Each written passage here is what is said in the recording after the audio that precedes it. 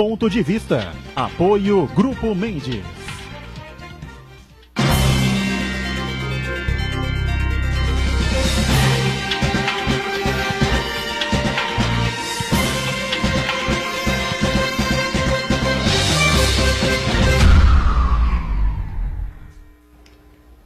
Olá, estou começando com muito prazer, sempre junto com você, mais um Ponto de Vista. A gente sempre ao vivo aqui pela Santa Cecília TV, neste horário da 1h30 da tarde. Tradição da discussão política, do debate sempre aprofundado dos temas que formam a nossa pauta aqui na cidade, em toda a região metropolitana. E, claro, a discussão sempre importante dos assuntos, os temas de interesse nacional também. Lembrando que a nossa reprise também de segunda a sexta, você confere sempre aqui na Santa Cecília TV a partir das 20 horas, 8 da noite. Assuntos diversos, polêmicas envolvendo aí a interpretação da Constituição de 1988. A prisão deve acontecer após a condenação em segunda instância, deve-se aguardar o trânsito em julgado, a confusão armada mais uma vez no Supremo Tribunal Federal, a presidente da casa, a ministra Carmen Lúcia, está lá meio que na geladeira, não é? Fugindo de todo mundo, mas hoje não vai conseguir escapar de uma reunião, segundo o site do antagonista, organizada pelo decano da casa, Celso de Mello, que defende a outra tese, né, que só se deve prender de acordo com a Constituição após o trânsito em julgado. Bom, isso evidentemente, se for revertida essa situação agora, é claro que inúmeras pessoas no país afora vão culpabilizar e vão criticar enormemente o STF em função do direcionamento, não é, que será indicado assim, claro, em relação ao ex-presidente Lula, que está com os dias contados para ir à cadeia, caso não é, seja mantida a prisão após a condenação em segunda instância. Quem vai ajudar a gente nessa edição do Ponto de Vista, nesta terça-feira, a desvendar esse mistério constitucional, é o nosso Gastone Rigg, ex-deputado federal, deputado constituinte, autor, não é, da proposta de emenda à Constituição para a convocação da Assembleia Nacional Constituinte para 1988. Muito pouca gente lembra disso, muito pouca gente dá crédito a isso. O Gastone está aqui com a gente, vai explicar essa coisa toda, vai colaborar em mais desta edição do Ponto de Vista. Prazer recebê-lo mais uma vez. Tudo bem, né, Gastone? Prazer é todo meu. Eu venho sempre aqui para me deleitar, porque na realidade estar na companhia de vocês é enriquecer-me com esse convívio. E também aos telespectadores, se pudermos transmitir alguma coisa para eles. Como sempre, né? Iberê Cirna, professor Iberê, especialista em marketing político, também antenado aí sempre com as coisas da cidade e do país, mais uma vez colabora com a gente. Tudo bem, Iberê? Tudo, é um prazer. Hoje é um prazer especial poder estar sentado à mesa com um dos políticos que eu tenho o maior respeito, Gastone Rigg. Fiquei muito feliz pelo convite. E o nosso Marco Santana, atento sempre aí às redes sociais, às transmissões que fazemos por aqui, a participação de você que está com a gente aí, e vamos tentar esclarecer esta mais uma, né, turbulência que toma conta do Poder Judiciário. Tudo certo aí, Santana? Tudo certo, boa tarde a todos. Boa tarde especial ao ex-deputado Gastone Rigg, observador atento da política nacional, um político muito experiente, que consegue observar as nuances dos bastidores do poder que nós, pobres mortais, não conseguimos. Então, acho que ele vai ajudar a gente a perceber o que acontece no país atualmente. Eu quero convidar você que nos acompanha ao vivo, a participar do programa, mandando sua pergunta, crítica, sugestão, pelo Facebook, Ponto de Vista Edgar Butrão, ou por e-mail, contato@pontodevista.tv.br. O programa também pode ser acompanhado ao vivo pela internet, santaportal.com.br/tv. As edições anteriores também estão disponíveis na internet, no nosso canal no YouTube, na nossa página no Facebook. E você que nos acompanha a reprise às 20 horas, uma boa noite. Muito bem, boa noite para você que está aí acompanhando a gente na reprise, e o mantra do dia, reprise começa às 8 da noite apenas, o programa é ao vivo, acaba às 12h30 da tarde, só Deus sabe o que vai acontecer essa tarde, promete no STF, hein? Fique atento aí. Bom, a questão é a seguinte, eu disse há pouco, né, o Gastone foi o autor da proposta de emenda à Constituição, está aqui, Câmara, você vê aqui, não, desse lado aqui, né, Câmara dos Deputados, proposta de emenda à Constituição, número 6, tá certo? 84. 6/84 era exatamente a proposta feita por você, assinado por, se não me engano, todos, né? Todos os deputados federais naquele momento. Todos. Não todos. Mais de um terço de Mais de um toda a terço. Assembleia. Eu não me lembro quanto, mas ele tem mais da metade, talvez. Ah, com certeza tem. Tem mais. Eram 513 já? Eram, né? Na verdade... Tem mais de 300, não, 350 eram 500, nomes aqui. Era um pouco diferente da composição de hoje, mas já chegava em torno de 500 e pouco. Edson Lobão, por exemplo, estava na Câmara dos Deputados naquele momento, né? Está aqui o nome dele. Assinou aí também a proposta Mário Covas, do Gastone. lá. Enfim, uma série de figuras importantes da política nacional. Alguns deles prevalecem até hoje, outros já partiram, né? Para outro terreno, enfim, né? Mas a proposta acabou passando, né, Gastone? Foi feita a Assembleia Nacional Constituinte e hoje não, né? Tem muita gente que critica, não é, a Constituição Cidadã, muitos direitos e poucos deveres, essa coisa toda, enfim. E a polêmica do momento é exatamente esta, né? O STF, na última votação que fez sobre o tema, acabou por 6-5, se eu não estou enganado, né? Decidindo que o cidadão pode ser preso a partir da condenação em segunda instância, né? Eu lembro que um ex-deputado federal também, no programa anterior que nós tivemos na casa, Vicente Cassione, sentado aí do lado de cá, discorreu durante quase que o programa inteiro, né, contra a decisão do STF, que estaria afrontando a Constituição Federal. Então agora deixo você aqui à vontade também para explicar exatamente isso. A gente conversou por telefone, né, e você chegou a me dizer que a Constituição é muito clara, né, que não há possibilidade de interpretação, enfim. A nossa Constituição tem muitos defeitos realmente, mas o curioso é o seguinte, é que é a melhor Constituição Federal do mundo. Em termos de avanços, ela ocupa a vanguarda do pensamento liberal democrático. Nunca uma Constituição tratou problemas do meio ambiente como esta. Nunca uma Constituição cuidou das minorias como esta, cuidou do problema do apartheid, da discriminação racial.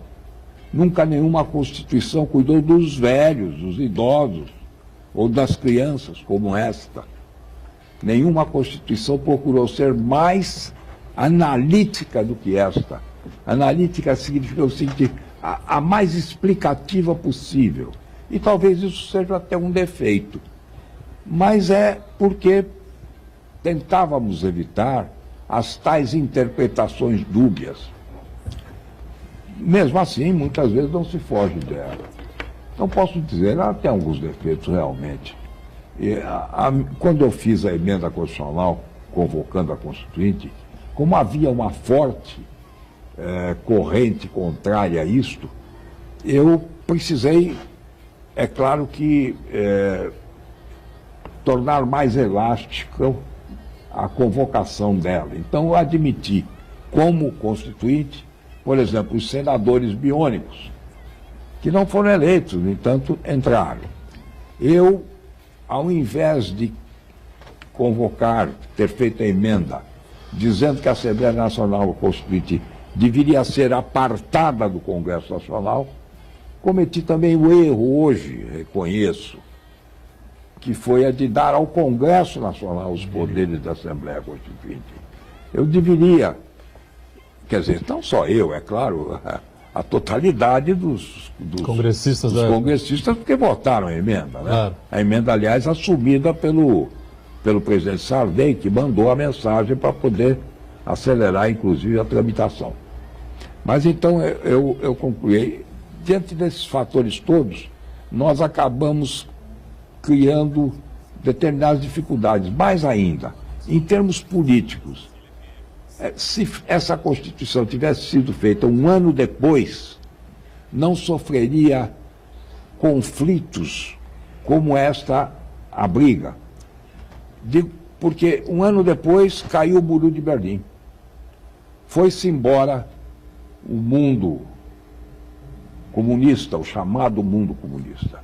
Ora, isto, aqui na nossa Constituinte, foi uma das coisas que a retardou e tornou-a defeituosa, porque acabou abrigando teses absolutamente conflitantes, porque ainda era o embate entre o socialismo, entre o comunismo e a liberal-democracia, ou o capitalismo e o comunismo e tal.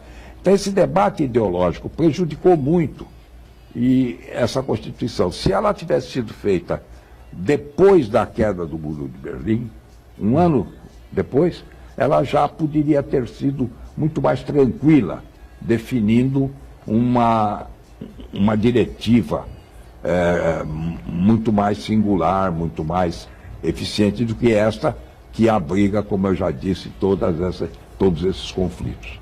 Mas, enfim, o que quero dizer é que a Constituição, apesar de tudo, é uma Constituição muito bem feita. E é a que mais resistiu ao longo de todo o tempo. Já são 30 anos, né? Já são 30 anos e nunca tivemos Constituição que resistisse 30 anos. É verdade, tem sido emendado? Tem. Mas a Constituição é isso mesmo, é para ser emendada. Mas eu quero voltar só ao erro da convocação, para que não se cometa mais. Assembleia Constituinte não pode ser feita pelo Congresso, ou pelos deputados e senadores existentes, porque nela se contém dispositivos de interesse direto dos Daqueles deputados e que estão senadores. ali, claro. Então, ao elaborarem essa Constituição, esses deputados e senadores vão proteger os seus direitos e deixar de abrigar outros que lhes possam atingir. Legislar em causa própria. Legislar em causa própria é evidente que não dá certo. E esse foi um erro. Espero que no futuro, quando houver mais uma revisão constitucional, se convoque diferente, porque, veja bem, todo mundo elogia muito a Constituição americana, norte-americana, porque teria poucos artigos. Primeiro, artigo na Constituição americana não é um artigo, é um capítulo. Então são capítulos, ela não é bem assim, esse negócio de 2, 3 folhas, não. Ela é muito mais longa porque são capítulos. Segundo, a Constituição americana difere de todos os outros, porque a Constituição americana, na verdade, abrigava uma federação de estados independentes. Um estado era holandês, o outro estado era inglês, o outro estado era de influência espanhola, e foi o conjunto de estados que resolveu fazer os Estados Unidos da América do Norte. E, portanto, essa Constituição era muito diferente, teria que ser muito diferente da nossa. Nós sempre fomos um Estado unitário. Por exemplo, eles precisavam ter Senado, para que esses estados estivessem todos representados igualmente, isonomicamente. Nós não precisávamos ter Senado. Nenhum dos nossos estados era permanente. Nós sempre fomos um país unitário, tinha um governador geral, numa época que teve 2 governadores e tal, mas isso foi meramente ocasional. Para que o Senado, então, hein? Porque o Senado era exatamente para eles. Não, para eles tudo sim. Mas para nós foi uma criação, eu diria... Tal Câmara Alta. Não, mas veja bem, com outro vício, as constituições brasileiras, seja a de 91, seja a de 46, todas elas são cópias do Estado e da organização de Estado e organização política dos Estados Unidos, quando uma coisa não tem nada a ver com a outra. Nós não precisamos ter aqui senadores. Também nunca entendi. É um absurdo que você tenha um território como Roraima e ele acaba teria que ter 3 senadores. Mas e sabe, pior ainda, sabe por que o terceiro senador? Porque na época... Biônico. Não é biônico. Pior ainda, porque Getúlio Vargas queria eleger o Filinto Miller, chefe de polícia, que era um homem odiado, ele queria eleger o Filinto Miller como senador lá para o Mato Grosso. E vendo que não tinha espaço, criou o terceiro. Então criaram-se o terceiro senador. Os Estados Unidos só tem 2, aqui tem 3. Aliás, não tem. Esse negócio de Senado é uma bobagem. E retarda muito mais a ação política, a dinamização o trâmite legislativa, a é tramitação. mais lento. Agora, só para chegar. Então, essa Constituição americana, que nós falamos aí sempre elogiando, ela pode ser mudada por decisão pretoriana, ou seja, do pretor, ou seja, do tribunal, da justiça.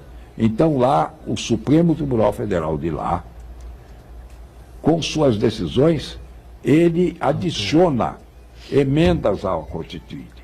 Por exemplo, o problema da discriminação racial do apartheid não está previsto na Constituição americana.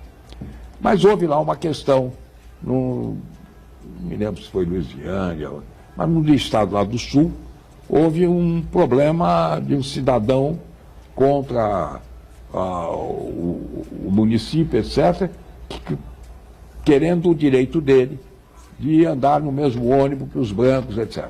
Isso criou-se uma questão, chegou no Supremo, o Supremo disse não. O princípio norte-americano, constitucional, etc., conduz a estabelecermos que não pode haver discriminação. Todos são iguais e tal, tal, tal.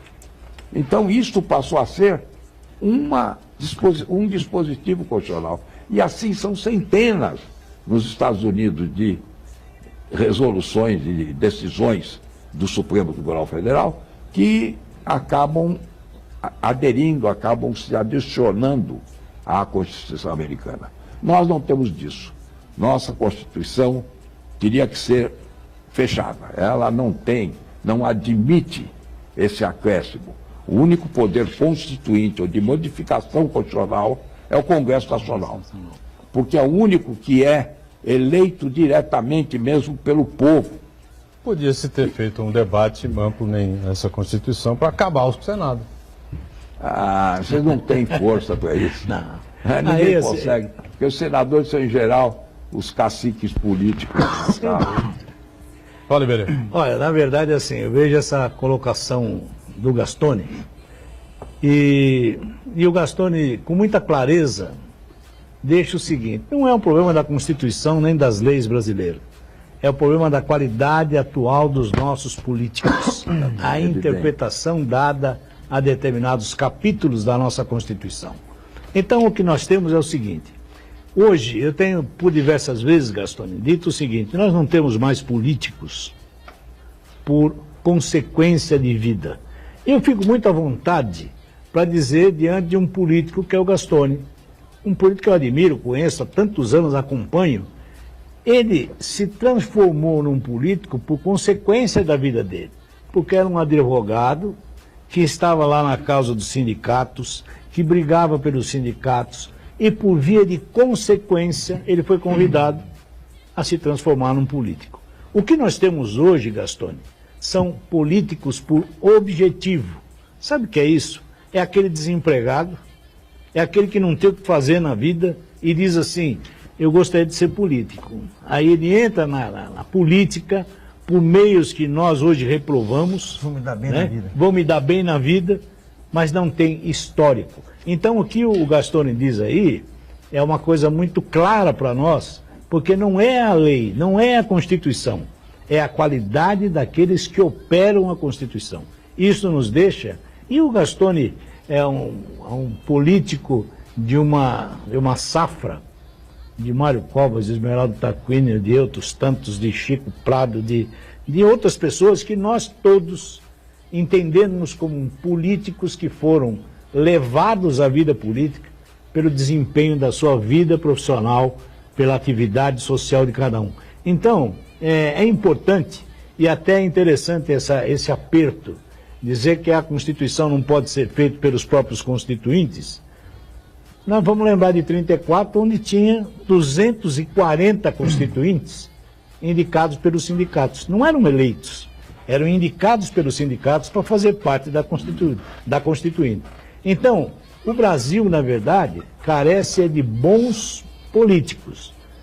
E eu fico imaginando, eu brinco sempre com o Gastone, fico imaginando que um homem extremamente elegante saiu da política. Você não vê o Gastone brigando por política, mas deveriam ouvir mais um pouquinho este tipo de político, viu, Gastone? Que esteve lá e que brigou com muita galhardia desde o MDB, de ser caçado, de vir pro Raul Soares, entendeu? Não preso. Não preso, Como mas advogado. lá dentro, mas foi buscar gente Como lá advogado, dentro, entendeu? Foi por quê? Porque estava se prendendo gente à torta direita, entrava os batelões lá dentro e não tinha quem os defendesse. Especialmente os portuários. Então, o que acontece? O Gastone teve uma escola interessante, né? Que era o Dr. Tennyson, que tinha o escritório, né? De onde originaram dois outros grandes advogados, Chico Prado e o outro, e o grande desembargador, entendeu? Que é o irmão dele. Então, esta coisa que leva um político, o que nós lamentamos é a qualidade do político que está em decréscimo. Diga, Santana, para fechar o bloco aqui. O Uriel Vilas Boas participa com a gente aqui, ele faz uma pergunta, mas na verdade é uma análise, né? Ele diz o seguinte: a Constituição brasileira é a ideal ou atende os interesses da sociedade, mas cria alguns privilégios que são usados pelos mais espertos? Criou alguns privilégios? Bom, evidentemente que criou. O Gastone já fez um meia-culpa aqui, né? Não, A isso Assembleia existe. Nacional É Constituinte. evidente, como eu disse, ela não é a ideal. Ideal seria se ela fosse perfeita, e é evidente que não é. Mas eu quero dizer uma coisa: o problema de privilégios, a gente precisaria ter um melhor diálogo disso, como é o caso que estamos aqui tratando, de se considerar inocente para qualquer pessoa até sentença transitada em julgado, ou seja, final julgamento do caso. Você quer entrar nisso agora? Vamos fazer um intervalo então, para a gente poder Vamos respirar um entrar. pouquinho? Vamos entrar nesse tema agora, que é importante para esclarecer um pouco da opinião pública a respeito dessa situação. Afinal de contas, o que é que diz a Carta Magna, não é? Deve-se prender o cidadão condenado já na segunda instância? Deve-se aguardar o transitado em julgado? Ou esperar o STJ? Daqui a pouco a gente volta aqui com um ponto de vista, em instantes.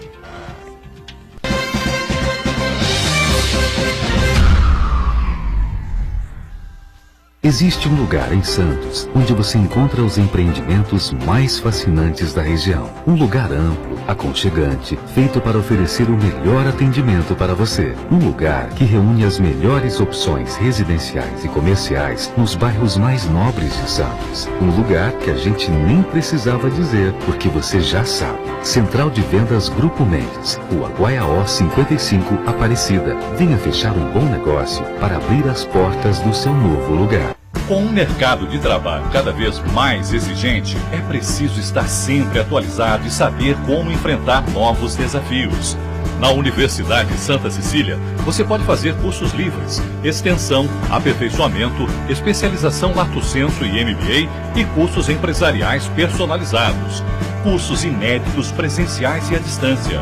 Aproveite descontos especiais e financie 50% do valor das mensalidades. Faça pós Unisanta e amplie seus horizontes. 35º Jogos da Unisanta. Atenção, atléticas! Inscrições abertas de 5 de março a 2 de abril. O regulamento está disponível no site jogos.unisanta.br. Inscreva-se o quanto antes. 35º Jogos da Unisanta. O maior evento universitário esportivo do estado de São Paulo. Realização: Universidade Santa Cecília.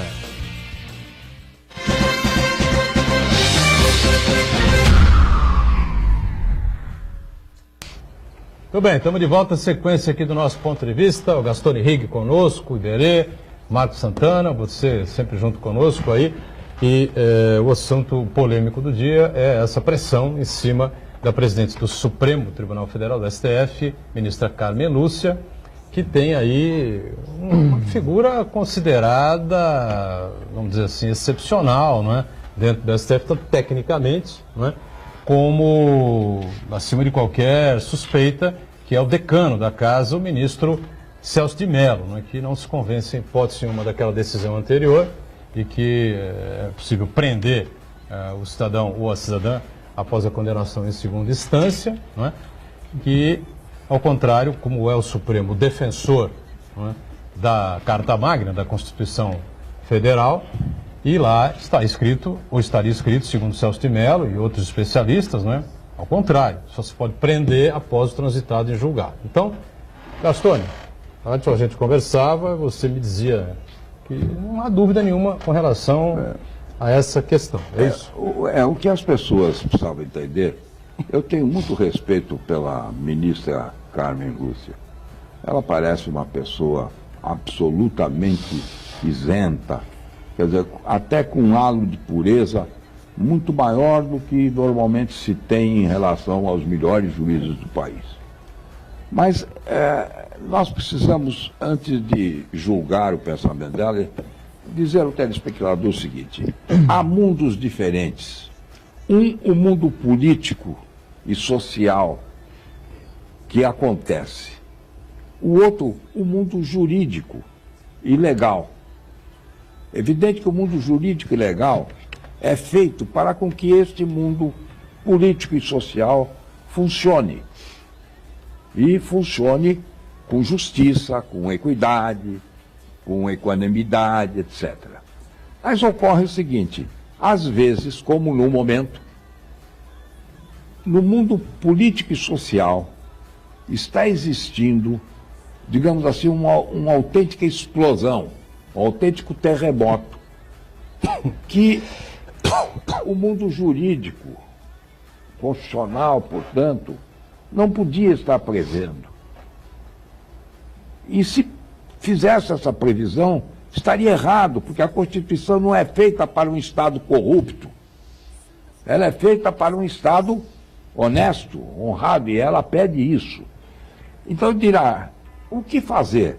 É esse que é o dilema. Nossa Constituição não admite interpretações, salvo quando haja alguma lacuna legal.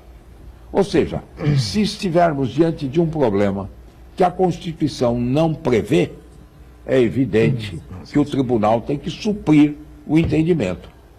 Mas quando a lei, quando a Constituição escreve com letras diretas e objetivas, que se considera inocente todos e qualquer réu, até sentença transitada em julgado. Isso está escrito na carta. Está escrito expressamente.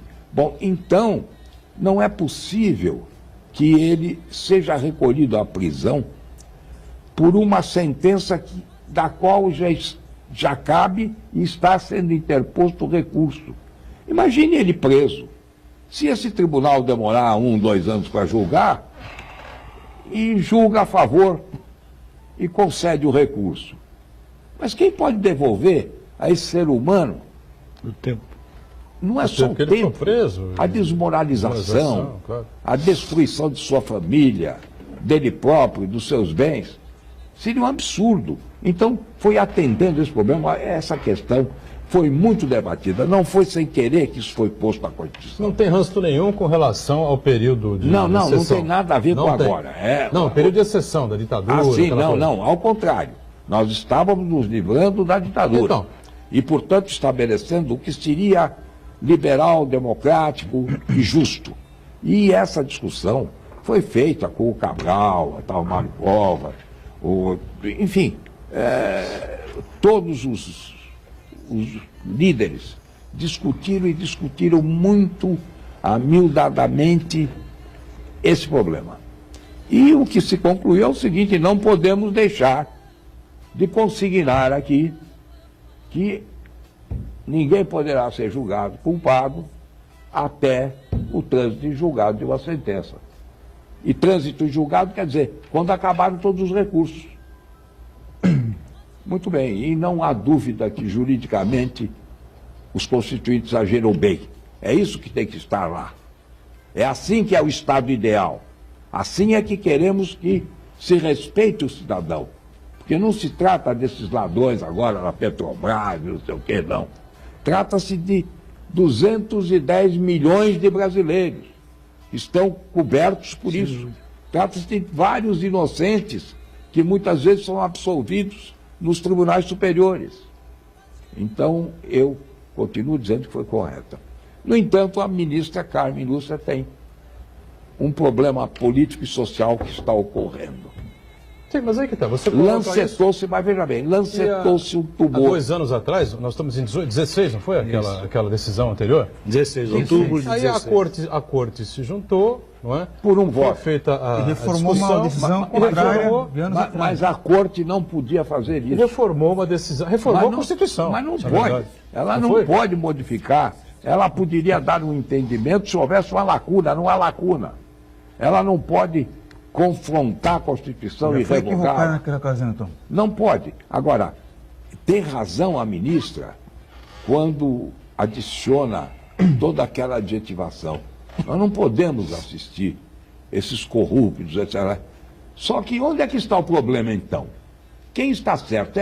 Eu lhe digo, quem está errado é o Poder Judiciário. E sabem por quê? Porque cabia ao Poder Judiciário disciplinar e dar rapidez ao julgamento desses processos. Porque se são processos, e ela destaca esse tipo de processo, então apanhe esses processos, coloque em pauta. Porque o recurso, percebam, senhores telespectadores, recurso para Tribunal Superior não pode discutir mais, não pode fazer prova, não pode juntar documentos, não pode discutir matéria de fato, ou seja, não há discussão sobre os fatos. Os fatos se consideram como o julgamento que se fez. O que se recorre é por questões de direito, é se a decisão tiver atingido algum direito dele réu. E aí ele tem, se for um direito comum, ele vai ao STJ, e se for uma violência constitucional, ele pode caminhar até o Supremo Tribunal. Então, se é só uma questão de direito, é um negócio determinado, e que o tribunal podia bem, nos seus regimentos internos, estabelecer que nesses tipos de processo teriam prioridade e são colocados em pauta. O relator Supremo não precisa mais de 20... Claro, no Supremo e nos outros tribunais. Por que o Judiciário não faz isso? Temos milhares de processos, aquela choraminga agora. Ora, tem que haver uma solução. A solução é da parte deles. Claro. A Constituição fez a sua parte. Agora, ela não pode prever. Onde está errado está, e é o que ela diz, não pode ficar 1, 2 anos, porque cria a imunidade, cria a prescrição, etc. Tudo bem, mas para não ficar esse tempo, faça um regimento interno dizendo que nesses casos de crimes contra a administração pública A prioridade. tem prioridade, e prioridade entra em pauta imediatamente. Os senhores ministros que selecionem e coloquem, se há um problema de abalo político e social do país, como está havendo, não é mudando a Constituição ou confrontando a Constituição, é acelerando o julgamento dos tribunais. Agora, o ministro que colocou isso em pauta, que pediu a pauta, se não estou enganado, foi Teori Zavascki, não é? Por conta da relatoria dos casos pressionado, Lava Jato, essa coisa toda. E ao que eu entendo, pelo que o Gastone coloca aqui agora, e porque já ouvimos de outros operadores do direito, é que o Supremo jogou para a torcida, pelo menos esses 6. Mas essa é a pergunta que eu ia dizer ao Gastone. Em determinado momento, nós temos essa subvisão de como deveria ser o respeito à Constituição. Porém, os últimos acontecimentos têm mostrado que o próprio Supremo tem politizado as suas leituras. Não pode fazer isso. Entendeu? Que ele tem avocado a si o direito de legislar coisas que não lhe competem. Então nós temos hoje, e aí eu vou voltar àquilo, ao seu tempo, desculpa, Gastone, o 5º Constitucional, que é essa história da indicação, eu acho que confronta até com Montesquieu, que criou os 3 poderes. Uai, onde já se viu o Executivo indicar o Judiciário? E aí nós temos o quê? Se for ler lá, com detalhes, é um notório saber para ser ministro do Supremo. E nós temos lá gente que nem a divulgou, que jamais foi... Então, nós destruímos a ideia do Supremo. O senador de Brasília. Você entendeu? Nós distribuímos isso. Então, o que é que dá? Eu leio de acordo com a minha tendência e a minha interpretação. Por essa razão é que muitos não batem. brigam, mas não batem no Gilmar Mendes. Veja que curioso. Por quê? Não que eu faça uma defesa, até nem gosto particularmente dele. Eu acho que ele é muito holofote. Mas é difícil você destruir a tese dele, está baseada na lei. Então esta briga, aí, se nós não politizarmos, se nós não tivermos por indicação, eu não entendo o Supremo dizer assim, tem 11 que foram indicados pelo PT. Gente, nós estamos falando da maior corte do país, não importa quem indicou, quem deixou de indicar. Existe o quê? A Constituição, que tem que ser lida de uma forma única, senão não vai. Não, o Iberê, com a sua sabedoria, ele há pouco me elogiou, mas eu quero dizer que uma das pessoas públicas de Santos que se tem que respeitar é o Iberê. Em todos os cargos que ele funcionou, foi sempre exemplo de correção, de lisura e de dedicação, o que é importante. Mas, Iberê, você tocou num ponto que é preciso também esclarecer. Eu não estou de acordo, de fato, com o sistema existente da indicação de ministros. É um absurdo que o governo, o Poder Executivo, indique o ministro do Supremo, que passa pelo Senado, e é claro que, via de regra, passa livremente, porque o governo tem no Senado a sua maioria, ou o contingente necessário, e também ninguém quer ficar no Senado antipático à escolha, à corrente de candidatos, e ele é aprovado e vai para o Supremo. Isso está errado. Eu apresentei emenda constitucional na Constituinte, insisti nela depois, através da qual o Supremo é que deveria indicar uma lista sextupla para o Executivo, que reduziria para uma tríplice e viria para o Congresso, que é o poder popular, e aí o Congresso votaria entre os três da lista quem deveria ser. Então, quer dizer, aí haveria atuação. A primeira atuação, o saber jurídico lá no Supremo. Isso é importante. Né? E a correção e lisura. E, politicamente ou funcionalmente, o Executivo, e, finalmente, o julgamento político do Congresso. Essa indicação seria legítima. Mas não passou a emenda, porque existe uma igrejinha. O Poder Executivo não quer perder esse direito de indicar, porque, imagine, é o Executivo que referenda até mesmo os tribunais de segunda instância, desembargadores, são referendados pelo Executivo. Então, diante disso, eu perdi a minha emenda e insisti e voltei a perder, e nós teremos que conquistar, porque essas coisas são conquistas. Não adianta ficarmos aqui conversando.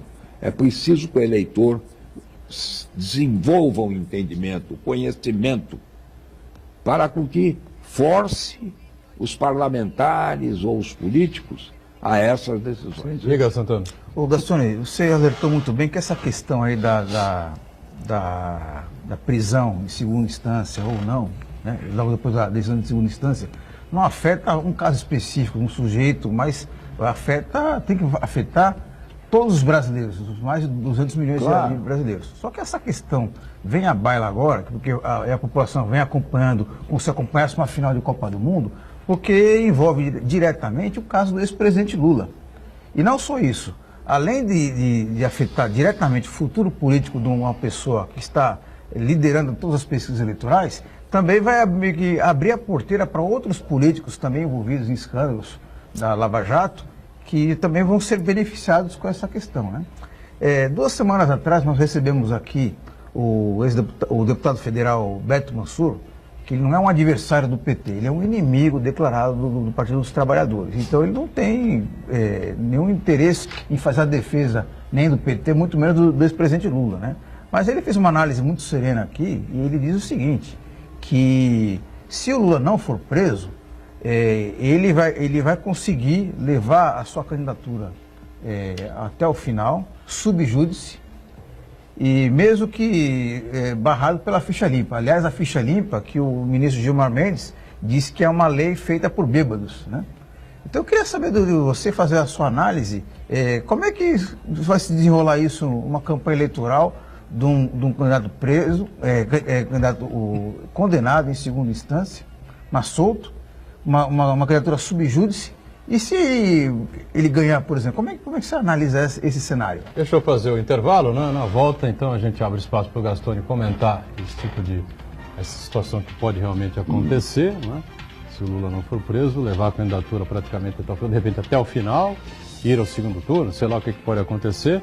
E eu também queria saber o seguinte, porque se fala muito em impunidade, né? Aí você leva uma tese ao Supremo, como foi levado, eu disse, pelo falecido ministro Teori Zavascki, né, que era o relator da Lava Jato, e aí interpreta-se a Constituição, como o Gastone deixou claro aqui, né, de uma maneira totalmente equivocada. Então, se esse aparelho é preto, eles dizem que não, é branco, mas a Constituição, está escrito na Constituição que o aparelho é preto. Né, como diz o Gastone, não há interpretação, não cabe interpretação. É uma coisa matemática praticamente, tá certo? Por que esses ministros, então, que fizeram esse rolo todo, jogaram para a torcida, evidentemente, né? E aí a gente tem que dar a mão à palmatória também aos outros que não fizeram assim. Por que eles não podem ser punidos, banidos do STF? Porque o STF, na verdade, é o protetor da Constituição.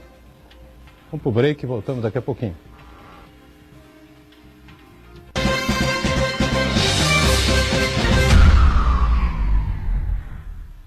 Existe um lugar em Santos onde você encontra os empreendimentos mais fascinantes da região. Um lugar amplo, aconchegante, feito para oferecer o melhor atendimento para você. Um lugar que reúne as melhores opções residenciais e comerciais nos bairros mais nobres de Santos. Um lugar que a gente nem precisava dizer, porque você já sabe. Central de Vendas Grupo Mendes, Rua Guaiaó 55, Aparecida. Venha fechar um bom negócio para abrir as portas do seu novo lugar.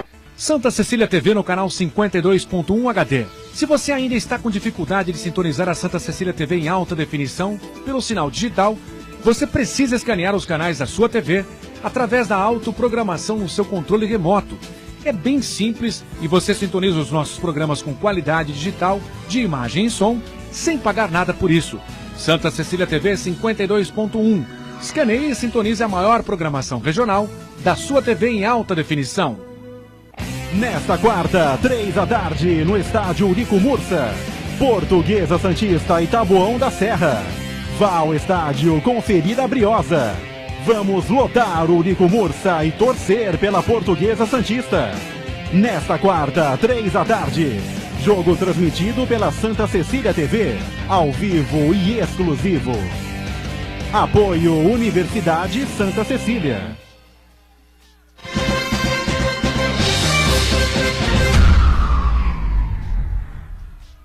Como é? Muito bem, de volta à sequência aqui do ponto de vista, para o Gastone Rigg, então, analisar, responder, tentar responder, não é? Vou tentar responder. Esse maluco, esse imbróglio todo aí que se envolveu a política brasileira. Primeiro eu queria dizer uma coisa. Eu não sei, posso estar errado, mas a minha interpretação como jurista, advogado de 55 anos de profissão, etc., e até mestre em direito, eu diria o seguinte: o Lula ou qualquer réu, quando a sua atuação possa pôr em risco a sociedade, etc., ou o próprio desenvolvimento do processo, o juiz pode decretar prisão preventiva. Eu penso que se o Lula continuar com a agitação que está fazendo, porque ele está agredindo o tribunal. Sem dúvida. Agredindo a justiça diretamente. Eu vi alguns. Não, mas não é. Mas a agressão agora é violenta, é agressão ao ponto de injúria, difamação e tal. Então é preciso decretar a prisão, mas decreta a prisão preventiva. Por essa razão. Se é isso, se ele põe em risco a política nacional, se ele põe em risco o curso das coisas, ele deve determinar a prisão preventiva e justifique-se. Agora precisa justificar. Esse é o primeiro dado. O segundo, eu quero dizer que o vaticínio, é claro que a gente não pode, no futuro e tal, não vejo como o Lula poderia ser candidato, porque ele vai estar impedido pela tal emenda popular que o Gilmar diz que é bêbado, né? Foi feito por bêbados. Foi feito por bêbados. Ele tem alguma razão, não é um negócio de bêbados que são uma ofensa. Porque a emenda, ela é muito manca, ela é muito falha. Ela tinha que especificar, por exemplo, hoje em dia, está querendo que um julgamento do Tribunal de Contas, que não é um tribunal judiciário, pô, tem algumas funções de judicantes, mas não é bem. Quer dizer, há recurso para a Câmara Municipal, por exemplo, no caso de um Tribunal de Contas Municipal, ou do Estado. Então, não tem sentido, realmente a emenda não está bem feita. Mas isso é uma outra coisa.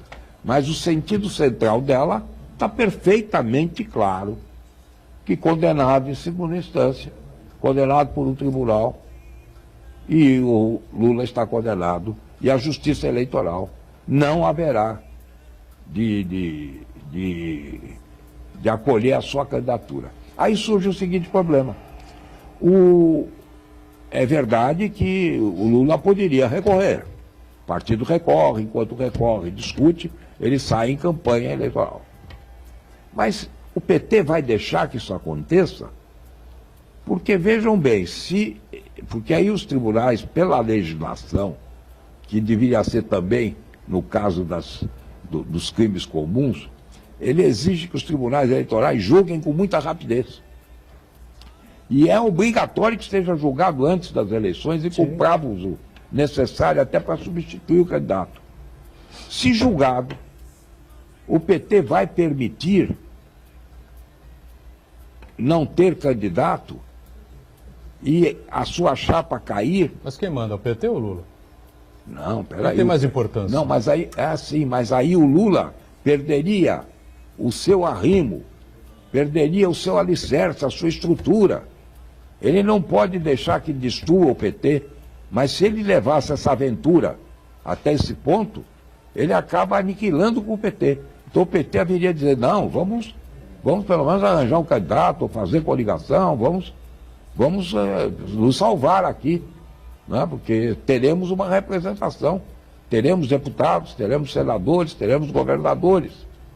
Vai largar tudo isso para sustentar a aventura que vai chegar aonde? Eu pergunto, muito bem, digamos que isso tudo fosse possível e o PT fosse na aventura, o que resultaria disso? Não resultaria nada, porque na hora da diplomação não vão diplomá-lo. Você acha que não? Não, Presidente eleito? não, e o Exército manterá a Constituição. Eleito não, porque ele não será eleito. Não. Suponhamos que ele ultrapasse o segundo turno. Mas ele não vai para o primeiro. Ele não vai. Porque ele tem que ser julgado antes. Você acha que o Supremo Tribunal Eleitoral julga antes? É obrigado. Está na lei eleitoral. Ele é obrigado a ter reunião marcada para isso. Tem que liquidar todos os processos. Gastone, colocar mais uma pimenta nessa questão aí. Sim. O senhor acha que, a gente acabou de falar que o Supremo, os juízes estão cada vez mais politizando a questão, em vez de fazer um tratamento jurídico. Esse é o risco. Então, o senhor acha que, às vésperas de uma eleição, um candidato topo nas pesquisas, você acha que vai ter coragem de impugnar uma candidatura nesse nível? A gente vai ter 30%, 34%. Como não é preciso, a Procuradoria que impugna. Não é preciso ninguém impugnar, a Procuradoria é obrigada a impugnar. Eu sei, Gastão, mas existe um Ministério Público. Eu meti essa tese aqui. Você tem 30%, 35% do eleitor brasileiro querendo que o cidadão dispute a eleição. Mas veja bem, tudo bem. Então as pesquisas todas têm que falar não pode ser candidato. Ele pode avaliar isso. Mas pode ter 30, mas ele não pode ser. Ele está condenado, ele é um criminoso. Você não pode no mundo haver lei que diga que um criminoso, por ter 30% ou 33%, isso não existe. Um criminoso não pode ser candidato em hipótese alguma. Então, a preocupação, Gastone, é o seguinte. Se nós formos analisar, o próprio Lula já tem admitido a possibilidade de o PT não ser o protagonista, ser coadjuvante nesse processo. Ele não é nenhum asno que não entende a possibilidade de que ele está fazendo o quê? Primeiro que ele não é candidato. Ele vai ser candidato somente após a convenção. Até então, não. Até então ele pode sair batendo para o mundo afora dizendo eu sou, porque ele não é. Então, não existe a configuração de ainda ser o candidato. Mas até lá, ele vai fazer o quê? Ele vai fortalecer tentar transferir... Mas perceber, e verei como é, na Assembleia, na Assembleia que for feita do PT para escolha de candidato, se escolherem, vai haver recurso imediato para anulação da Assembleia, porque o candidato não preenchia um dos requisitos legais e, portanto, não podia ser escolhido pela Assembleia. Mas eles já sabem começa disso. aí, não, mas começa aí antes de entrar. Mas eles sabem disso. Na verdade... Sim, mas é por isso que eu acho que não vai ser candidato. Agora, também penso... Agora, não sei o que vai acontecer. O Beto defendeu uma outra tese aqui. É possível, mas a minha tese visão que deixa é essa. ele sair... Aqui na lei da ficha limpa não está escrito exatamente nada que verdadeiramente impeça ou proíba ou que o TSE não seja obrigado a aceitar o registro. Basicamente isso que o Beto Mansur, deputado federal, Beto Mansur, vice-líder do governo, disse aqui. Mas ele é engenheiro exatamente eletrônico. Ele entende bem de choque e tal. Eu acho que... Olha, o presidente Lula, o ex-presidente Lula, começou a sua caravana ao sul do país, né, lá em Bagé, esteve em Bagé ontem, a coisa não andou boa lá para ele não, viu? Não, mas porque, segundo os comentários, viu, eram só 10. Só 10 pessoas que estavam lá. Esses vídeos que estão passando aí... Não, mas a favor você fala? Não, que estavam contra. Onde ele estava, ele discursou por 8 minutos, não é? E num palanque improvisado lá para ele e tal, e ao lado tinha um grupo, né, de gente xingando, criticando, até criaram lá um boné, com os tratores e com um boneco, né? Não, mas a imprensa aqui, não dá para mostrar aqui, mas um boneco dentro de uma cela. Mas aí... Improvisaram como se o Lula tivesse preso. Enfim. Aí a sagrada imprensa filtra e vem então o politicamente correto. Eu por exemplo, saindo até dos assuntos aqui, eu fiquei surpreendido. Jamais vi a morte de alguém nesse país, não só espaço aqui, no exterior, no mundo inteiro, com centenas de pessoas na praça, não sei, Pigalle lá de Paris, com faixas e tal. Lisboa. Que coisa. Mas isso, a vereadora que Madrid, ninguém conhecia, vereadora há 2 anos, nunca ninguém conheceu, não sabia seu nome, ela parece que foi casada com o tal Marcinho, não sei. Não foi. Isso tudo não me interessa. O que interessa é que essa vereadora, que é do PSOL, aliada, portanto, da esquerda, ela é contra a intervenção militar, que é um negócio absurdo. Quem é contra a intervenção do Exército do Rio? Muito pouco reduzir a importância dela com relação à postura dela à intervenção militar. Na verdade, a representação da morte dela, o simbolismo, se refere às bandeiras que ela defendia. Bandeiras que nunca foram definidas por veemência. Gastone, não é uma morte, vamos dizer, pessoa física apenas. Mas não era, mas nem o que tinha representa. Ela teve 45 mil votos. Mas ela não tinha importância. Sem dúvida, Gastone. Ela não tinha importância para isso. Ela foi executada por profissionais mesmo. Mas, isso é guerra. Gastone, isso aí faz parte do mundo sem fronteira, dessas associações financiadas. Não é possível.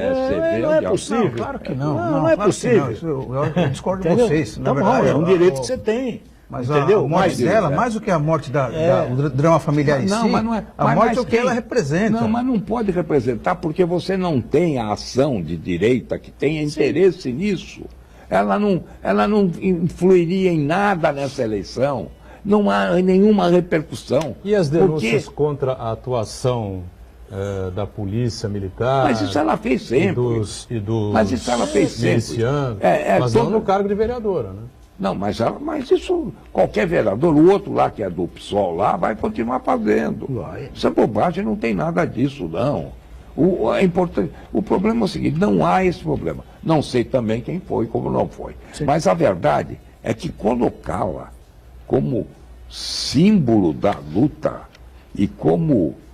não pode, isso é apequenar. Vocês vão apequenar e eu não deixo, porque eu também me filio à corrente, que eu quero melhor distribuição de riqueza, eu quero acabar com a miséria, eu também quero atender a população de baixa renda, eu também não quero que haja discriminação racial, nem nada. Eu estou também nessa luta. Gastone, mas as questões que agora, ela defendia... não pode apequenar isso numa pessoa como ela. O que ele vai dizer é o seguinte, as questões... Deixa eu dizer, então. As questões que ele vai dizer aqui são aquelas mesmas repetidas no mundo todo, em defesa das minorias, produzidas por entidades que nós sabemos quem são. Mas Iberê... Não, mas não é Iberê. O Fora Temer está até na Islândia.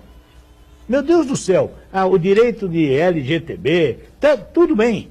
Isso é uma cartilha mundial. Presta atenção nisso. Então é lógico que esta moça, vereadora do Rio de Janeiro, muito conhecida por 50 mil que votaram nela, virou um ícone na França, na Holanda, na Alemanha. Esse discurso parece muito bonito, mas ele não encontra reflexo na realidade, porque é o seguinte, as questões que ela defendia são tão importantes que a grande maioria da população brasileira não só não conhecia ela, como não conhecia as bandeiras que ela defende. As pessoas chamaram ela de mulher de traficante, quando na verdade era o contrário. Ela defendia viúvas dos policiais militares mortos em combate. Para você ver o grau de desconhecimento das causas. Ela atacava a polícia militar. É muito importante que a população brasileira saiba das causas que ela defendia. Veja bem, eu não estou de acordo que ataque a polícia militar. Na polícia militar tem não negro, é a polícia militar, tem são os pobre, bandidos tem tudo. fardas do Gastone. Mas então, Gastone, você acha que faltou com a verdade conosco aqui. Você falou que a Constituição, nossa Constituição, está havendo as minorias. É a mais perfeita do mundo em matéria disso. Eu pensei protegendo que fosse... as minorias, nenhuma Constituição atinge isso. É só cumprir a Constituição. Esse discurso genérico de que existe um plano internacional da esquerda para dominar o mundo, isso aí não contra com a realidade. Perdão, na verdade, não existe os direitos humanos. Você sabe a admiração que eu tenho por você. Você sabe disso, eu proclamo sempre, porque você é realmente um jornalista de proa, de vanguarda, valente, combativo, trabalhador, tudo. Mas, meu caro, não embarca nessa do politicamente correto. Não faz isso. Não é essa questão. Não faz isso. Isso é triste. Isso é tomar uma posição antes de discuti-la. Sabe, o cara já vem com a marca. Sem dúvida. Já viu o seguinte, tudo... Gastone Rigg, eu vou convidar você então para assistir um vídeo que circula na internet, que é uma operação do BOPE na Vila Kennedy. O que é? A Vila Kennedy é uma favela, que existem ruelas, e as pessoas lá são pobres. Não significa que a pessoa pobre ela é bandida, muito pelo contrário. Então, esse é um discurso... Deixa eu terminar. É pobre a favor do BOPE. O que acontece com o BOPE? O BOPE vai fazer uma operação de inteligência, entre aspas, e no meio da viela tem um carro de um trabalhador, de um padeiro. O que o BOPE faz? Ele passa por cima do carro do trabalhador. O caveirão? Levou um caveirão? O caveirão passou por cima. Então, esse tipo de coisa que tem que ser condenado. Mas espera um pouco, passou por cima, o Estado tem que indenizar. Tá passar por cima. Então, e justamente, isso eu concordo, é claro. Justamente nesse caso aí... O Estado vai indenizar o cara? Justamente nesse caso aí, nesse caso e diversos outros, não só a vereadora assassinada, várias outras pessoas que defendem os direitos dessas pessoas, das viúvas, dos policiais militares. Mas eu vi um outro vídeo que você não viu, com um jornalista como você, que puseram dentro de dos pneus, acenderam, puseram fogo nele e dançaram em volta. Isso você não viu. Com a família que deixou órfão, isso não viu. Isso é distinto. Você condenar o policial autoritário não é você passar a mão no bandido, muito pelo contrário. O carro do padeiro... Ninguém é louco de defender bandido. Mas é o que eu estou dizendo. Ninguém é louco de defender bandido, eu não passarei a mão nos bandidos em nenhuma hipótese. Nem pode. Agora, eu passarei a mão na polícia nas hipóteses que ela estiver correta. Agora, o bandido, correto ou não correto, estou contra ele, rapaz. Você acha que agora, o policial que comete a arbitrariedade... O policial que mas gastou, pelo menos em grande parte, contaminada pelo crime? Exatamente, porque... Mas ela não contaminou o crime a contaminou. Então, o condenável é o crime... Então você não pode passar a mão na cabeça desses policiais corruptos. Não está mas eu não estou passando. Ninguém defendeu isso, pô. Eu estou dizendo o seguinte, quando se tratar de polícia, eu quero averiguar, porque a polícia, para mim, representa o Estado, representa o povo, representa a deveria, né? Não é sempre, claro. Ela pratica excessos, violência. Eu fui vítima de muitas dessas. É claro, eu vi e assisti. E na minha vida de advogado eu vi barbaridades, mas, por princípio, temos que respeitá-la. E segundo, se ela estiver errada e concluímos que ela é errada, condene-se, expulse, processe. Tudo bem, mas não é assim que acontece. A notícia, quando acontece o fato, antes de se apurar, já vai toda a bala perdida. Sem dúvida. É da polícia. Não, eu acho que é um exagero também por aí, claro. Pois é, não pode. Mas o caso que envolve a vereadora Marielle, não é? Nos não, remete, eu não sei, vamos apurar, à tropa de elite. Não pode. Uma pessoa então, não pode ser fuzilada. Alguém entra no caminho, começa a fazer denúncias perigosas contra aquele determinado grupo de milicianos e tal. Não valia a pena, numa hora dessa. Claro que ninguém pode afirmar aqui, não. Foi um miliciano tal. Isso, agora nós vamos esperar o seguinte: vai se apurar. Existem versões de que, na verdade, o próprio crime organizado, na briga de facções, é que cometeu. Isso é uma versão. Outro dizem que foram as milícias. Aí a bala que usaram já veio do presídio de Rio Grande do Norte. Vai se apurar. Vamos encerrando aqui o ponto de vista, Gastone. Prazer imenso receber você aqui. Podemos ficar aqui conversando mais umas 2 horas, que não ia ficar chato para ninguém. Obrigado, Gastone. Beretta sempre conosco, Santana diariamente com a gente aqui nas redes sociais e nós com você de segunda a sexta, o programa sempre ao vivo, aqui o Ponto de Vista, e a nossa reprise aqui na Santa Cecília TV a partir das 8 da noite. Obrigado, gente. Tchau.